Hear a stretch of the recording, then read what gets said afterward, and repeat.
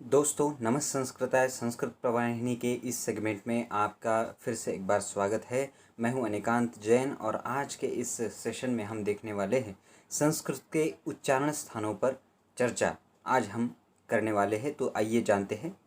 सबसे पहले तो हम ये जानेंगे कि उच्चारण स्थानों की कुल संख्या कितनी होती है। ये उच्चारण जो हम करते हैं वो कहाँ कहाँ से निकलता है, तो उसके लिए एक सरल सूत्र है, श्लोक है यहाँ पर दिया हुआ। अष्टौ स्थानानि वर्णानाम् उरः कंठः शिरस्तथा जिह्वामूलं च दन्तश्च नासिका ओष्ठौ च तालु च। ये सूत्र है, याद रखने का आसान तरीका है।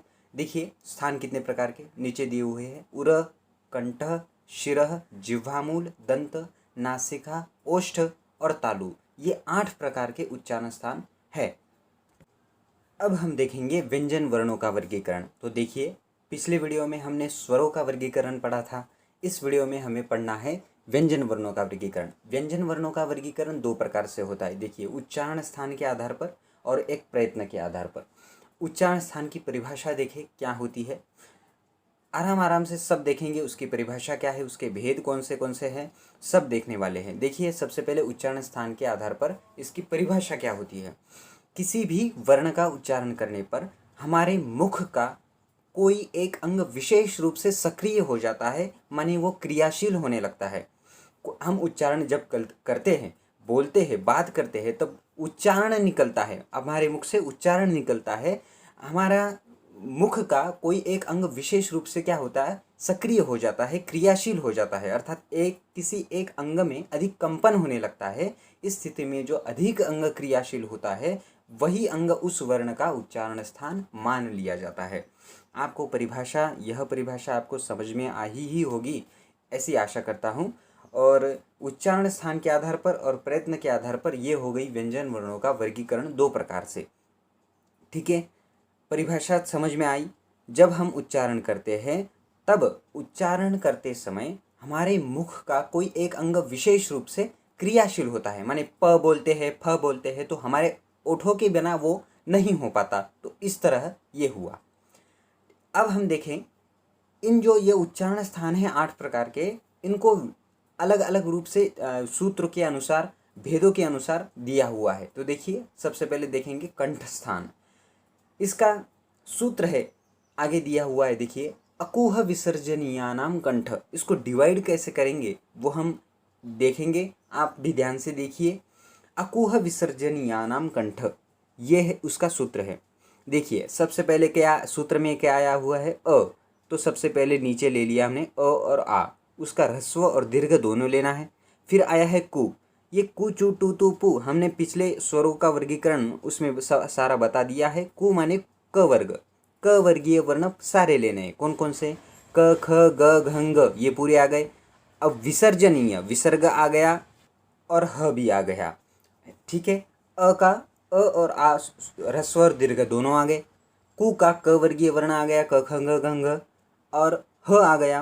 कु के बाद क्या है, ह, तो ह भी वर्ण आ गया। और विसर्जनीय, विसर्ज मतलब होता है विसर्ग, यहाँ पर इसको ये अर्थ लेना है। ठीक, विसर्ज मतलब विसर्ग, तो उसको भी ले लिया। इनका उच्चारण स्थान कंठ होता है, ये आप जानिए। कंठ क्या है, ये एक उच्चारण स्थान है। ठीक, ये समझ में आया। अब देखिए दूसरा है तालु स्थान। इसका सूत्र है इचूय शानाम तालु। क्या सूत्र है, इचूय शानाम तालु। आप ये सूत्र ध्यान में रखेंगे तो आपको परीक्षा में कोई दिक्कत नहीं आएगी। कंठ स्थान का सूत्र क्या है, अकुह विसर्जनीयानाम कंठ, तालु का इचूय शानाम तालु। देखिए इसे क्या कहते हैं, सूत्र में देखिए सबसे पहले दिया हुआ है ई, तो इसमें अपने को ह्रस्व भी लेना है और दीर्घ भी लेना है। ई दोनों आ गए। बाद में है चू, चू का च वर्गीय वर्ण लेना है। च में कौन कौन से आते हैं, च छ ज झ य, ये दोनों आ गए। चू के बाद क्या है, य है, य और श, य शा नाम, नाम को नहीं लेना है, ठीक है, वो सूत्र के लिए दिया हुआ है। शा, य श, तो दोनों आ गए। इस तरह ये इचो ये शानाम तालु ये हुआ। ठीक है, सूत्र गड़बड़ नहीं होने चाहिए। रुटु रशानाम तालु और रुटु रशानाम लीचो यशानाम मूर्धा, ऐसा नहीं होना चाहिए, ध्यान से याद रखिए। अब तीसरा स्थान है अपना मूर्धा स्थान। देखिए मूर्धा स्थान का सूत्र ये है, ऋटुरसानाम मूर्धा, ठीक है। ऋटुरसानाम मूर्धा, ये जो री दिया हुआ है वो ह्रस्व है। यहाँ पर ह्रस्व और दीर्घ दोनों लेने हैं। टू का ट ठ ड ढ न और र और श लेना है, ठीक है। दोनों आ गए समझ में। अब हम देखने वाले हैं उच्चारण स्थान का चौथा स्थान है दंत स्थान। इसका सूत्र है लृति लसानाम दंता। क्या है? लृत लसानाम दंता, ये इसका सूत्र है। देखिए वैसे ले लेंगे सूत्र से। सूत्र में देखिए लृ बाहर ले लिया, लृ का दीर्घ नहीं होता, वो ह्रस्व ही है, ठीक है, तो एक ही हो गया। बाद में है तू, तू का मतलब होता है त वर्गीय वर्ण, ठीक है। तो त में कौन कौन से आते हैं? त वर्ग में त थ द ध न, ठीक। अब आगे ल के आगे दिया, त के आगे दिया हुआ है ल सा, ल सा मतलब ल लेना है और स वर्ण लेना है, ठीक। ये इतना समझ में आया। पांचवा है ओष्ठ स्थान। ओष्ठ अपने होठ, ओठ, ठीक है, ओष्ठ। तो उसके लिए सूत्र है उपब्धमानीयानाम मोष्ठौ, उपब्धमानीयानाम ओष्ठौ।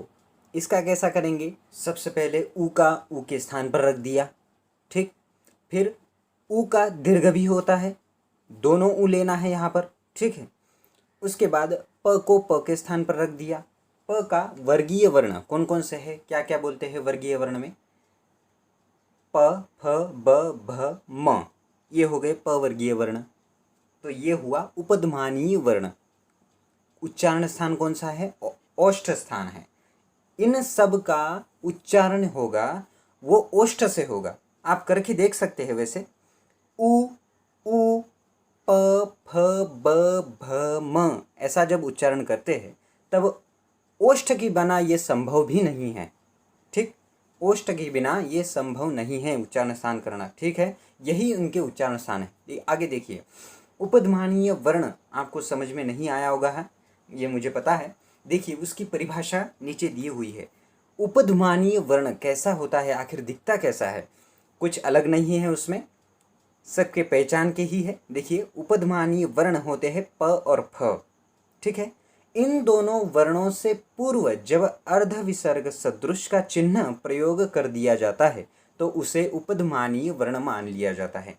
अर्ध विसर्ग सदृश का चिन्ह प्रयोग होता है प और फ के पहले। कैसे होता है बाद में मैं आपको समझा ही दूंगा, ठीक है। अब हम देखने वाले हैं छठवां स्थान है नासिका स्थान, ठीक। नासिका, इसका सूत्र है नासिकानुस्वारस्य, नासिकानुस्वारस्य। इसका संधि विच्छेद करेंगे तो नासिका अनुस्वारस्य, ठीक है। और दूसरा भी सूत्र है यमंगणानाम नासिका, यमंगणनानाम नासिका। ये दोनों सूत्र ध्यान में रखिए। अनुस्वार का उच्चारण स्थान नासिका है। क्या है? अनुस्वार का उच्चारण स्थान क्या है? नासिका। अब जब हम बोलते हैं पम डम चम तो नासिका से होता है। आपकी नाक कंपन होने लगेगी। देखिए आप करके देख सकते हैं, यह कोई कहीं सुनी बातें नहीं है, आप करके देख सकते हैं, ठीक है।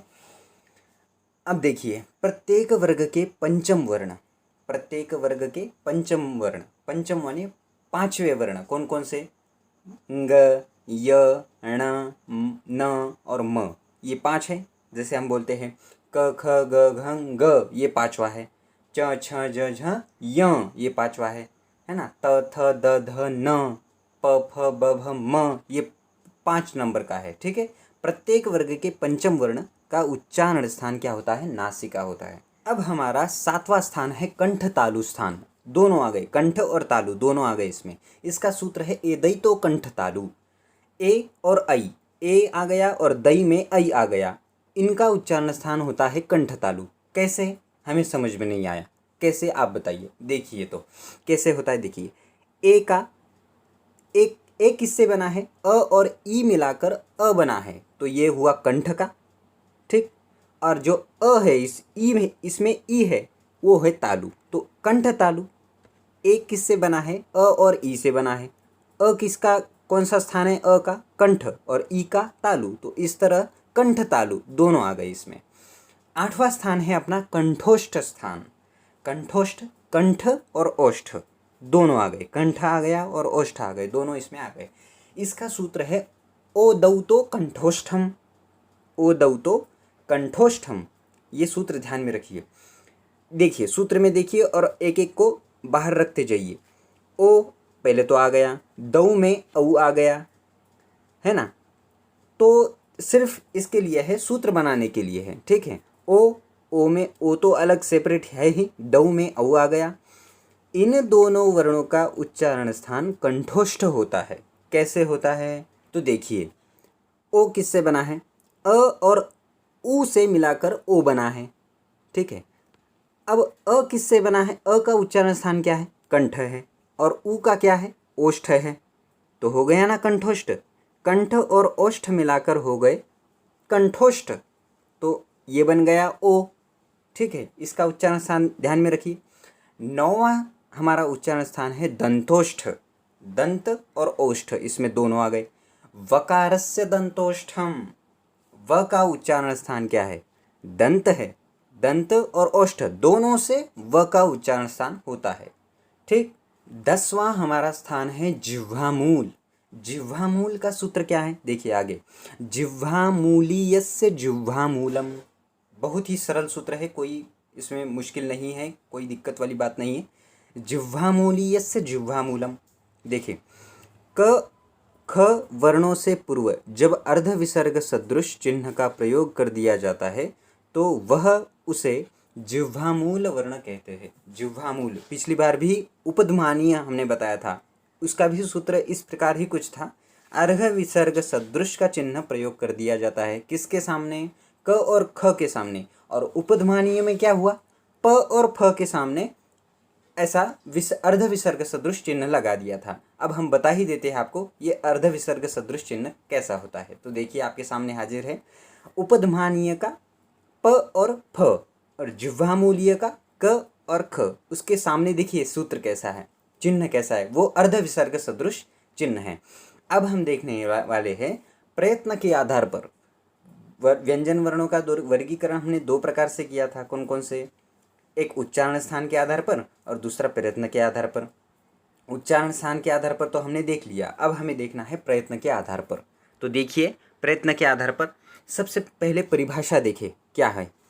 किसी भी वर्ण का उच्चारण करने पर मुख के अंतर्गत एवं बाह्य अंगों के द्वारा जो प्रयास करना पड़ता है उसे प्रयत्न कहते हैं।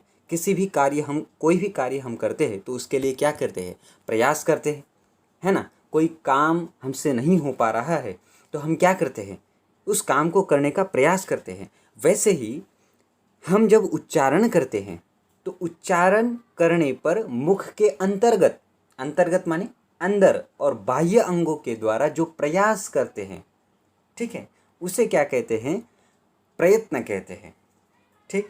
प्रयत्न के दो भेद भी दिए हुए हैं। कितने भेद है, दो, आभ्यंतर और बाह्य। ध्यान में रखिए, भेद प्रभेद और परिभाषा ध्यान में रखना अति आवश्यक है। भेद हो गए दो, आभ्यंतर और बाह्य, ये दो भेद हो गए। सबसे पहले भेद की परिभाषा देखते हैं। आभ्यंतर भेद की क्या परिभाषा है, देखें।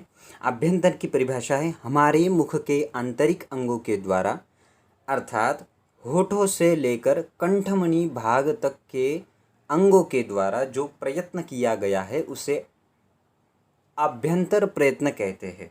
क्या कहते हैं, आभ्यंतर प्रयत्न। क्या परिभाषा समझ में आई क्या, हमारे मुख के आंतरिक अंगों के द्वारा, अंतर के माने गले में जो अंग होते हैं उनके द्वारा, होठों से लेकर कंठमणि भाग तक के, अपने होठों से लेकर मुख के होठों से लेकर कंठमणि भाग तक, गले तक के अंगों के द्वारा जो प्रयत्न किया गया है उसे कहते हैं आभ्यंतर। आभ्यंतर माने अंदर वाले, ठीक है, अभी अंतर, आभ्यंतर, ठीक है। अंदर वाले जो भाग है उनके द्वारा जो प्रयत्न किया गया है उसे कहते हैं आभ्यंतर प्रयत्न।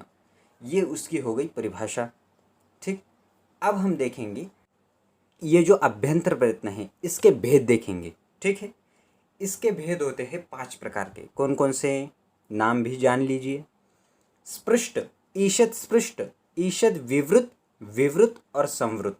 कितने भेद हुए, 5। इसको अलग अलग से भेद देखेंगे, परिभाषा देखेंगे। देखिए स्पृष्ट की परिभाषा क्या है। स्पृष्ट, स्पृष्ट मतलब होता है स्पर्श। ठीक, सूत्र है स्पृष्टम प्रयत्नम स्पर्शानाम। ठीक है, स्पृष्ट प्रयत्नों का स्पर्श होता है। क्या क्या, कैसे कैसे, क से लेकर म तक के सभी 25 स्पर्श व्यंजनों का अभ्यंतर प्रयत्न स्पृष्ट माना जाता है। स्पृष्ट माने होता है स्पर्श। ठीक है, क से लेकर म तक क ख ग घ ङ च छ ज झ ञ ट ठ ड ढ न त थ द ध न और प फ ब भ म, क से लेकर म तक के सारे वर्ण क्या होते हैं, स्पर्श व्यंजन होते हैं। इनको स्पर्श ही क्यों कहते हैं, क्योंकि उच्चारण के समय जीभ के द्वारा हमारे मुख के अंदर क्या होता है, विभिन्न स्थानों को स्पर्श किया जाता है। ये जब हम वर्ण कहते हैं तब विभिन्न अंगों के द्वारा स्पर्श होता है। ठीक है, तो इसलिए इसे स्पृष्ट कहा गया है, स्पर्श कहा गया है। तो ये हो गए क से लेकर के म तक के सभी 25 स्पर्श व्यंजन, इसलिए इनको स्पर्श व्यंजन कहा गया है। ठीक, दूसरा भेद है ईशत स्पृष्ट। ईशत का मतलब होता है किंचित, थोड़ा सा, कम। ठीक, ईशत स्पृष्टम अंतस्थाम, ये इसका सूत्र है। ईशत स्पृष्टम अंतस्थाम, इसमें कौन कौन से वर्ण आते हैं, अंतस्थ वर्ण आते हैं। कौन कौन से अंतस्थ वर्ण कौन कौन से हैं, देखिए य व र ल, इन चारों अंतस्थ व्यंजनों का अभ्यंतर प्रयत्न क्या होता है, ईशत स्पृष्ट माना जाता है। ईशत क्या अर्थ समझ में आ गया। ईशत का मतलब है थोड़ा सा, किंचित, कम। ठीक है, जब जीभ मुख के अंदर उच्चारण स्थानों का कम स्पर्श करती है, क्या कहा, वहां क्या करती है, ज्यादा करती है, यहाँ कम करती है, इसलिए ईशत। ठीक है, तो उसका अभ्यंतर प्रयत्न ईशत स्पृष्ट माना गया है। ठीक, यहां तक समझ में आया आशा है। तीसरा भेद है इसका ईषद विवृत। ईषद विवृत, इसका सूत्र है ईषद विवृतम मुष्मानाम, ये इसका सूत्र है। देखिए देखिए क्या क्या है सूत्र में, देखिए और बाहर एक एक रखा करिए। ईषद श श स ह, ये क्या हो गए, ऊष्म वर्ण हो गए। इनको ऊष्म वर्ण कहा जाता है। कौन कौन से अंतस्थ व्यंजन, कौन कौन से हैं, य व र ल। ठीक है, ये चार हो गए अंतस्थ व्यंजन। ऊष्म व्यंजन कहे तो श श स ह, क्योंकि ऊष्म, क्योंकि जब हम ये श श स ह ये बोलते हैं तब हमारे मुख से गर्म हवा बाहर निकलती है, इसलिए ऊष्म व्यंजन। ठीक, और यहाँ अंतस्थाना। ठीक है, क्या हुआ इसका अर्थ फिर, श श स ह, इन चारों ऊष्म व्यंजनों का अभ्यंतर प्रयत्न ईषद विवृत होता है। ईषद विवृत का मतलब ये होता है कि जब किसी वर्ण का जब हम उच्चारण करते हैं तो उस समय क्या होता है, हमारा जो कंठ है, गले के पास का जो कंठ है वह पूरी तरह नहीं खुलता, कम खुलता है, इसलिए ईषद कम खुलता है। ईषद का मतलब कम, थोड़ा कम खुलता है, तब उसे ईषद विवृत कहा जाता है। समझ में आया क्या हुआ, श श स ह, इन चारों ऊष्म व्यंजनों का अभ्यंतर क्या होता है, अभ्यंतर प्रयत्न होता है ईषद विवृत। अब देखिए चौथा है भेद विवृत, उसको भी देख लेते हैं। उसका सूत्र है विवृतम स्वरानाम। क्या है, विवृतम स्वरानाम। परिभाषा देखिए, सभी स्वरों का अभ्यंतर प्रयत्न विवृत माना जाता है। स्वर कितने प्रकार के मैंने बता दिया है, तो जितने भी स्वर है उनका अभ्यंतर प्रयत्न क्या होता है, विवृत होता है। विवृत का अर्थ होता है कंठ का खुलना, पूरी तरह कंठ का खुलना, उसे विवृत कहा जाता है। ठीक है, सभी स्वरों का ये विवृत होता है। अब संवृत भेद आता है अगला, संवृत। संवृत के परिभाषा देखें, ह्रस्वस्य अवर्णस्य प्रयोगे संवृतम, प्रक्रिया दशायां तु विवृतमेव। क्या है, ह्रस्वस्य अवर्णस्य प्रयोगे संवृतम, प्रक्रिया दशायां तु विवृतमेव। ठीक है, इसका अर्थ ये हुआ कि स्वर ह्रस्व, ह्रस्व क्या है, स्वर का प्रयोग दशा में आभ्यंतर प्रयत्न संवृत होता है और प्रक्रिया दशा में ह्रस्व का आभ्यंतर प्रयत्न विवृत ही होता है। ठीक, क्या हुआ, परिभाषा ध्यान से समझिए, समझने की बात है। ह्रस्व का जो स्वर है उसका प्रयोग दशा में आभ्यंतर प्रयत्न क्या होता है, संवृत होता है, और प्रक्रिया दशा में अ का आभ्यंतर प्रयत्न विवृत होता है। संवृत विवृत आपको समझ में आया। विवृत का मतलब होता है कंठ का पूरी तरह खुलना, और संवृत का मतलब होता है न के बराबर खुलना। ठीक है, जो आपका मुख है बंद होना, न के बराबर खुलना, बंद होना शाब्दिक अर्थ उसका ऐसा ही है। संवृत का अर्थ, शाब्दिक अर्थ क्या है, बंद होना। तो इसलिए यहाँ पर दिया है, ध्यान से सुनिए, समझिए। आपको, मुझे पता है आपके दिमाग में प्रश्न है कि ये प्रयोग दशा क्या है, प्रक्रिया दशा क्या है, उसको भी समझते हैं। इतना समझ लीजिए, ह्रस्वस्य अवर्णस्य प्रयोगे संवृतम, प्रक्रिया दशायाम तो विवृतमेव। इसका अर्थ होता है कि ह्रस्व अस्वर का प्रयोग दशा में आभ्यंतर प्रयत्न संवृत होता है, और प्रक्रिया दशा में अ का ही आभ्यंतर प्रयत्न विवृत होता है। संवृत का मतलब होता है कंठ का बंद होना। ठीक, ये हुआ। अब देखिए, अब हम देखने वाले हैं जो आपके मन में प्रश्न हो रहा था ना कि प्रयोग दशा और प्रक्रिया दशा क्या है, उसको देखने वाले हैं। देखिए, जब किसी शब्द में, ध्यान से देखिएगा, जब किसी शब्द में ह्रस्व अ का प्रयोग होता है तो वह उसकी प्रयोग दशा मानी जाती है। एवं उस दशा में अकारांत शब्दों में, अकारांत का मतलब होता है जिस शब्द के अंत में अ आता हो, उसे कहते हैं अकारांत। उस शब्दों में उसका आभ्यंतर प्रयत्न संवृत माना जाता है। ठीक, जैसे राम शब्द है, म कैसे बना है, आधा म और उसको मिलाकर पूरा म हुआ, तो राम। कृष्ण आया पीछे। मनोज अकारांत शब्द है। दिनेश, मुकेश, ये सब क्या है, अकारांत शब्द है। तो इसकी क्या है, प्रयोग दशा। ये क्या है, प्रयोग दशा हुई। ठीक है, इत्यादि शब्दों के अंत में प्रयुक्त ह्रस्व अ का अभ्यंतर प्रयत्न क्या होता है, संवृत माना जाता है। क्या माना जाता है, संवृत। ये हो गई प्रयोग दशा। अब प्रक्रिया दशा, प्रक्रिया दशा किसे कहते हैं, देखें। यदि किसी शब्द के अंत में अथवा प्रारंभ में, प्रयोग दशा में क्या था, जब किसी शब्द में ह्रस्व अ का प्रयोग होता है। यहाँ क्या दिया है, यदि किसी शब्द के अंत में अथवा प्रारंभ में, दोनों स्थान चलेगा। ठीक, ह्रस्व अ का प्रयोग हो रहा हो एवं उसे संधि कार्य में प्रयुक्त किया जा रहा हो, तो वहाँ उसकी प्रक्रिया दशा मानी जाती है। एवं इस दशा में ह्रस्व अ का आभ्यंतर प्रयत्न विवृत माना जाता है। संवृत का और विवृत का अर्थ आपको समझ में आया। विवृत का मतलब होता है कंठ का पूरी तरह खुलना, और संवृत का मतलब होता है बंद होना, न के बराबर खुलना।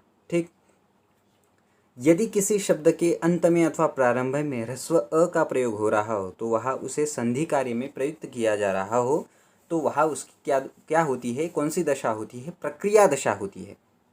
माने इस दशा में ह्रस्व अ का अभ्यंतर प्रयत्न विवृत माना जाता है। कैसे, उदाहरण से समझ में सभी को आता है, आपको भी समझ में आ ही जाएगा। देखिए, राम प्लस अनुज, रामानुज होता है।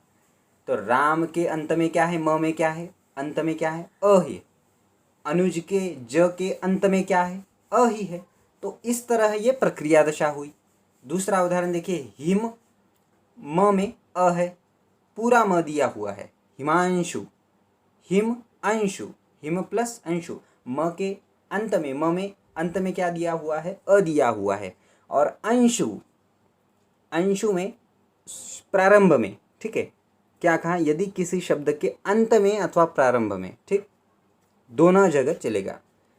अंत में म के अंत में अ आया है और अंशु के शुरुआत में ही अ आया है, तो संधि कार्य भी हो रही है। कौन सी संधि होगी इसमें, संधि प्रकरण में इसको पढ़ेंगे। इसमें संधि होगी दीर्घ संधि। ठीक है, हिमांशु, हिम अंशु, रामानुजः, राम अनुजः। ठीक, यहाँ पर ये प्रक्रिया दशा हुई। आशा है आप सभी को ये प्रयोग दशा और प्रक्रिया दशा समझ में आई ही होगी। आप देख सकते हैं रिवाइंड करके। ठीक, आगे बढ़ते हैं। अब हम देखने वाले, हमने तो अभी बाह्य बाह्य आभ्यंतर प्रयत्नों के देखे भेद, है ना, वो 5 भेद हुए आभ्यंतर प्रयत्न के। अब बाह्य प्रयत्न के भेद देखिए। इनकी सबसे पहले परिभाषा देखें। वर्णों की उत्पत्ति के उत्तर काल में अर्थात मुख से बाहर निकलते समय किया जाने वाला यत्न प्रयत्न कहलाता है। क्या है परिभाषा? वर्णों की उत्पत्ति के उत्तर काल में, थोड़ा मुश्किल लग रहा है ना। उत्तर काल में क्या होता है? उत्तर काल में इसका अर्थ होता है कि हो जाने के बाद, ठीक है। वर्णों की उत्पत्ति के, जब हम वर्णों का उच्चारण करते हैं तो उसके बाद, इसलिए वर्णों की उत्पत्ति के उत्तर काल में वर्णों का उच्चारण होने के बाद अर्थात मुख से बाहर निकलते समय, उच्चारण का, वर्ण का मुख से बाहर निकलते समय किया जाने वाला जो प्रयत्न होता है वो बाह्य प्रयत्न होता है। नाम ही है उसका बाह्य प्रयत्न, बाहर से ही आता है, ठीक है। तो उसे कहते हैं बाह्य प्रयत्न, ठीक है। ये बाह्य प्रयत्न की क्या हुई? परिभाषा हुई। आप बाह्य प्रयत्न के भेद देखिए। भेद है उसके 11। आभ्यंतर प्रयत्न के भेद कितने? 5। कौन कौन से? स्पृष्ट, ईषद स्पृष्ट, ईषद विवृत, संवृत और विवृत, ठीक। ये हुए आभ्यंतर प्रयत्न के भेद। और बाह्य प्रयत्न के भेद देखिए 11 प्रकार के कौन कौन से हैं। विवार, संवार, श्वास, नाद, घोष, अघोष, अल्प प्राण, महाप्राण, उदात्त, अनुदात्त और स्वरित। इनकी परिभाषा यहाँ पर नहीं दी है, परीक्षा में भी नहीं पूछते, इतने डिटेल में जाने की ज़रूरत नहीं है। वैसे तो परिभाषाएं है किताबों में बहुत सी मिलती है, पर यहाँ हमने नहीं दी हुई क्योंकि ज़्यादा महत्वपूर्ण ये नहीं रहती। भेद पूछ लें तो बहुत हो गया, ठीक है। विवार, संवार, श्वास, नाद, घोष, अघोष, अल्पप्राण, महाप्राण, उदात्त, अनुदात्त और स्वरित। और इनका वर्गीकरण अब बाह्य प्रयत्नों में किस प्रकार होगा वो अब हम देखने वाले हैं। तो देखिए, बाह्य प्रयत्नों में बाह्य प्रयत्नों का वर्गीकरण किस प्रकार। प्रत्येक व्यंजन वर्ण के 4 बाह्य प्रयत्न होते हैं, इसे भी ध्यान में रखिए। प्रत्येक व्यंजन वर्ण के क्या होते हैं? 4 बाह्य प्रयत्न होते हैं। और तथा प्रत्येक स्वर वर्ण की 3 बाह्य प्रयत्न होते हैं। क्या? प्रत्येक व्यंजन वर्ण के कितने बाह्य प्रयत्न? 4 और स्वर वर्ण के 3। इसे ध्यान में रखिए, ये भी बहुत ज़रूरी है, महत्वपूर्ण है। व्यंजन वर्ण के बाह्य प्रयत्न 4 और स्वर वर्ण के 3 बाह्य प्रयत्न। कैसे, उसका विभाजन किस प्रकार हुआ, ये अब हम देखेंगे, ठीक। सबसे पहले देखिए, पहला अंक दिया हुआ है खरो विवाराः श्वासा अघोषाश्च। जो 11 हमने बाह्य प्रयत्नों के भेद देखे उसी का विभाजन ये है, ठीक है। सबसे पहला है विवारा, है ना, विवार देखा है हमने। खरो विवाराः श्वासा अघोषाश्च। ये जो खरो है ये क्या है? ये है प्रत्याहार। ये क्या है? खर प्रत्याहार है। खर प्रत्याहार में आने वाले वर्ण कौन कौन से होते हैं? देखिए, ख, फ, छ, ठ, थ, च, ट, त, क, प, श, श, स, ठीक है। ये बाह्य प्रयत्न होते हैं। इसमें कौन कौन से बाह्य प्रयत्न आते हैं? विवार, श्वास व अघोष इसमें होता है, ठीक है। सरल तरीके से समझिए तो प्रत्येक वर्ग का पहला व दूसरा वर्ण एवं तीनों, कौन कौन से तीनों? श, श, स, ये 3, ठीक है। आगे कौन कौन से देखिए, जैसे क, ख, च, छ, ट, ठ, त, थ, है ना, प, फ, ये पहले 2, ठीक है। पहला व दूसरा वर्ण और श, श, श, श, श, स, ये 3 वर्ण इसमें आते हैं। इस प्रकार का ये बाह्य प्रयत्न हुआ खर प्रत्याहार का, ठीक है। खरो विवाराः श्वासा अघोषाश्च, ये आप ध्यान में रखेंगे तो बहुत ही अच्छा है। खरो इसलिए दिया है क्योंकि खर प्रत्याहार में आने वाले वर्णों का विवार, श्वास, अघोष ये बाह्य प्रयत्न होता है। इस प्रकार की ये परिभाषा हुई, ठीक है। इसको आप ध्यान में रखिए। सूत्र भी ध्यान में रख सकते हैं, बहुत आसान है सूत्र। अब हम देखेंगे दूसरा सूत्र है हशः संवाराः नादा घोषाश्च। हशः संवाराः नादा घोषाश्च। हश क्या है? जैसे पिछले इसमें खर था, वैसे यहाँ पर हश है। हश क्या है? प्रत्याहार है। संवारा नादा घोषाश्च, ठीक है। 11 में से 3 उधर गए, विवार, श्वास और घोष, है ना। अघोष आ गया, यहाँ पर आ गया संवार, नाद और घोष, ये 3 बाह्य प्रयत्न आ गए। हश क्या है? प्रत्याहार। हश प्रत्याहार में आने वाले वर्णों कौन कौन से? ह, य, व, र, ल, य, म, ग, न, न, झ, भ, घ, ढ, द, ज, ब, ग, ड़, द, इतने वर्ण हश प्रत्याहार में आते हैं, ठीक है। तो इनका बाह्य प्रयत्न संवार, नाद व घोष होता है। 6 हो गए, 11 में से 6 हो गए। खर प्रत्याहार में कौन कौन से आ गए? खर प्रत्याहार में आए हैं विवार, श्वास, अघोष, ठीक है। और हश प्रत्याहार में आए संवार, नाद व घोष, ठीक है। प्रत्येक वर्ग का तीसरा, चौथा व पांचवा वर्ण, ठीक। वहाँ पर क्या था? खर में पहला और दूसरा वर्ण क, ख, च, छ, ट, ठ, त, थ, प, फ, इस प्रकार। यहाँ पर प्रत्येक वर्ग का तीसरा, चौथा और पांचवा। देखिए बाजू में एक आपको इमेज दिख रहा होगा, वहाँ पर देखिए खर और इधर लिखा हुआ है हश। खर प्रत्याहार में आने वाले और हश प्रत्याहार में आने वाले सबका विभाजन व्यवस्थित रूप से किया हुआ है, ध्यान रखने की जरूरत है मात्र। देखिए मैं बताता हूँ। खर की तरफ है विवार, श्वास, अघोष, इसमें पहले 2 वर्ण आ गए, क, ख, च, छ, ट, ठ, त, थ, प, फ, श, श, स, ये इसमें 3 आ गए। और हश की तरफ है संवार, नाद, घोष, ग, घ, ङ, ज, झ, य, ड, ढ, ण, द, ध, न, ब, भ, म, य, व, र, ल और ह, ये सारे वर्ण हश में आते हैं, ठीक है। खर और हश आपकी समझ में आ ही गया होगा, ठीक है। खर प्रत्याहार में विवार, श्वास, अघोष और हश प्रत्याहार में संवार, नाद, घोष। ये क्या है? विवार, श्वास, अघोष, संवार, नाद, घोष क्या है? ये बाह्य प्रयत्न है, ठीक है। ये बाह्य प्रयत्न है, इनको ध्यान में रखिए। ये कितने हो गए? समझने से कितने हो गए? 6 हो गए। 6 हमने समझ लिए। आगे देखिए, वर्गाणाम प्रथम, तृतीय, पंचमा यणश्च अल्प प्राणाः। अब देखिए अल्प प्राण बहुत लोगों ने सुना है। वर्गाणाम प्रथम, तृतीय, पंचमा, प्रथम पहला, तृतीय तीसरा, पंचमा 5 नंबर का वर्ण, यणश्च अल्प प्राणः। यणश्च माने यण प्रत्याहार में आने वाले सारे वर्ण अल्प प्राण होते हैं। देखिए व्याख्या, प्रत्येक वर्ग के पहले, तीसरे व पांचवें वर्ण का बाह्य प्रयत्न क्या होता है? अल्प प्राण होता है। बहुत ही सरल है, बहुत सरल है।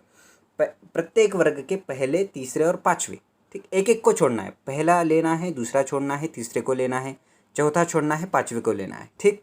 ये बाह्य प्रयत्न अल्प प्राण होता है, ठीक। 6 हमने पढ़ लिए, ये 7 नंबर का चालू है, ठीक है। वर्गानाम द्वितीय, चतुर्थी, शलश्च महाप्राणः। दूसरा, चौथा और शल प्रत्याहार में आने वाले महाप्राण होते हैं, ठीक। वहाँ पर यण प्रत्याहार में आने वाले अल्प प्राण, शल प्रत्याहार में आने वाले महाप्राण होते हैं। नीचे दिया हुआ है, प्रत्येक वर्ग के दूसरे व चौथे वर्ण का बाह्य प्रयत्न होता है, ठीक। 5वें नंबर का है स्वराः उदात्त, अनुदात्त, स्वरिताश्च। ये सूत्र है, ध्यान में रखा करिए। वर्गानाम प्रथम, तृतीय, पंचमा यनश्च अल्प प्राणः। वर्गों के प्रथम, तीसरे, प्रथम, तृतीय, पंचमा, पहले, तीसरे और पांचवें और यण प्रत्याहार में आने वाले जो वर्ण हैं उनका बाह्य प्रयत्न अल्प प्राण होता है। वर्गानाम द्वितीय, चतुर्थो, शलश्च महाप्राणः। वर्ग के 5 द्वितीय माने दूसरे, चतुर्थ माने चौथे और शल प्रत्याहार में आने वाले वर्णों का बाह्य प्रयत्न महाप्राण होता है। और 5वें नंबर का सूत्र है अपना स्वराः उदात्त, अनुदात्त, स्वरिताश्च। ये अंतिम 3 बाह्य प्रयत्न है, उदात्त, अनुदात्त, स्वरित, ठीक है। ये बाह्य प्रयत्न, अंतिम बाह्य प्रयत्न 3 होते हैं, ठीक है। इस प्रकार के 11 ये यहाँ पर खत्म हुए हैं। सभी स्वर वर्णों का बाह्य प्रयत्न क्या होता है? उदात्त, अनुदात्त और स्वरित।